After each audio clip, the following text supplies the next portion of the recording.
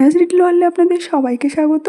বৃহস্পতিবার মানেই আমাদের বাড়িতে নিরামিষ স্পেশাল, তাই আজ বানিয়েছিলাম একদম দারুণ স্বাদের পটল ভাপা।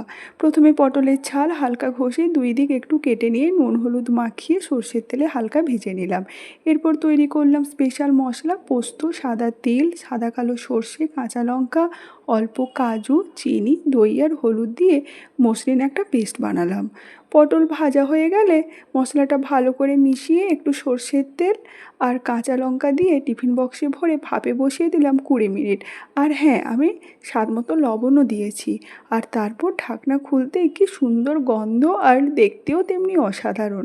দেখতে যেমন, খেতেও তেমন অসাধারণ হয়েছিল। নিরামিষ দিনে এমন একটা পটল ভাপা হলে ভাত 1 প্লেট বেশি খাওয়া হয়েই যায়। তো আজ এই পর্যন্ত, আবার অন্য কোনো রেসিপি নিয়ে আসবো। হ্যাঁ, আপনারা কিন্তু একদিন এইভাবে বানিয়ে খেতেই পারেন। টাটা।